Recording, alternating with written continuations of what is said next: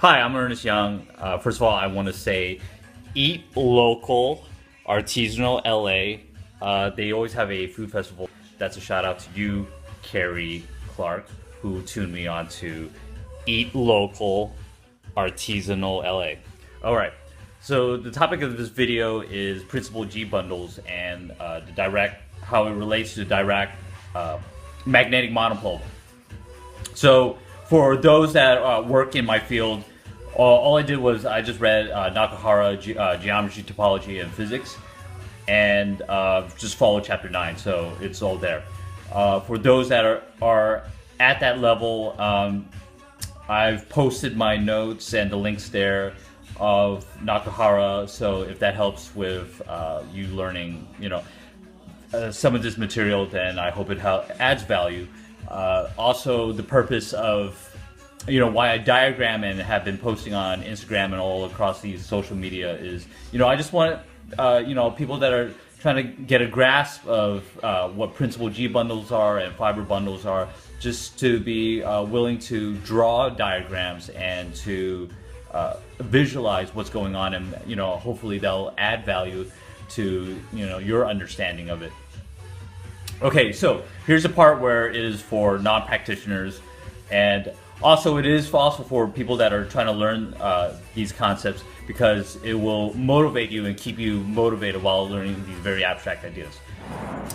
One way to understand electromagnetism and to try to get a grasp, if you're an engineer, to try to get a grasp of aerodynamics, wind, velocity, things move, so you want to represent them by a vector field. And so the idea here is that, say this is like X and this is Y, this is like east and west, north, south. So at each point here, then you say you have a velocity. Okay, so if it's an electromagnetic field, this will tell you how maybe the electric field will push you along. If this represents like wind, if you're an engineer, then this will show you where you get pushed along. And here's another way. See, so maybe you're not on a plane, maybe you're on a ball, and then so this is telling you, like maybe this is the velocity. Represents the magnetic field, and this is how magnetic fields curve. So now you know how charged particles, electrons, how they'll move along this or around this magnetic field. Okay, there's a lot of possibilities for how a magnetic field or a velocity field could look like, right? Because maybe this arrow will point in another way.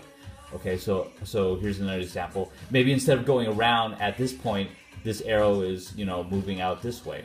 Okay, so there are a lot of possibilities. I work with fiber bundles is because you could wrap up all the. So imagine this.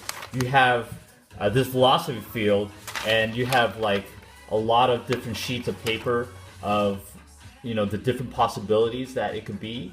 And then so if you stack all those up together, all the different ways that this velocity could rotate around or move around, that, oh god, this is such a high school production. High school production would have more money and resources than this. Then you would have P, which is all those fibers, all those diagrams together. Okay, and once you stack them all up, they're a fiber bundle.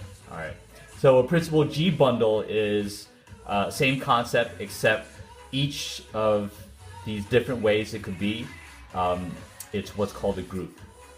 And then here's another tip for people that are studying, is that if you don't understand something from math, just look it up on Wikipedia. It's not a trivial hint, it's a huge hint. A Caltech professor told me to look up everything that I don't know in math on Wikipedia. So M is our manifold, so it could be a ball, it could be that plane that we saw before, and then this is the stack of all the different ways that those arrows can move, okay? And then so these just tell you relationships between how those stacks, each of those stacks are related back to each of those fibers. That's one way to say it. Dirac monopole. magnetic monopole. So the big idea is this, is that the magnetic monopole could be thought of as a principal bundle. S2 is a ball, a sphere. It's a hollowed out sphere. All right, and then there are two hemispheres. Now those two hemispheres overlap at the equator. Okay, so what makes a circle a circle? Well, if you go around once, then you return back to your same spot. So that same spot, so you don't know how many times you went around that same spot. Okay, it could be 2 times. Here I just drew once. You could go 3 times. So you go at n integer number of times. I'll reiterate, you know, what's a principal G bundle and the idea of a fiber bundle. You have a hollowed out ball. At each point, you have like many different possibilities of how those arrows could point out.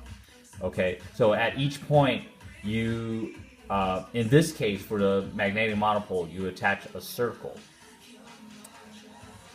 How you go around the circle is a rotation, and that rotation has to be a gauge transformation. Now, if you want to go from one circle to another circle, okay, so this is a different concept, but it's an important concept.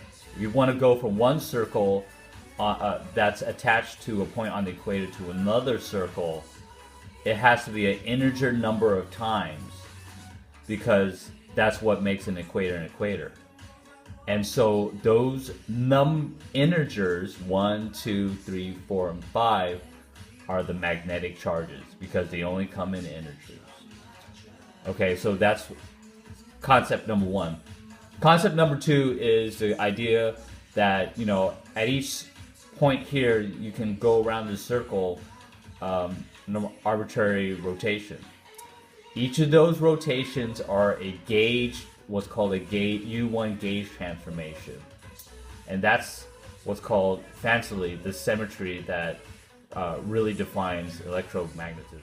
So I'll just say just one last thing, which is we had this idea of, you know, taking a plane, XY plane, and then attaching a velocity field at each point, and then so wrapping that all up, and then they stick out to be fiber bundles.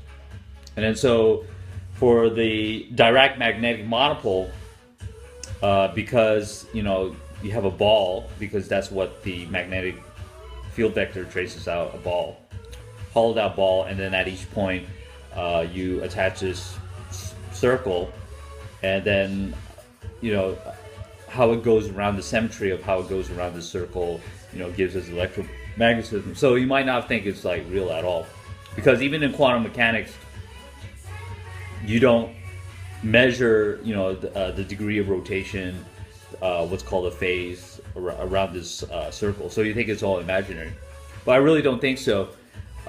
It's something real, because for instance, what's so huge about the Higgs particle, that you know, the Higgs mechanism that was discovered, experimentally verified in last year's Nobel Prize. The big point of it is that while the fancy term is that it's called a Higgs boson, and usually it's massless, and it can't be detected at all, because it's just this phase, right? It's just this rotation around this circle that's not even real, quote unquote.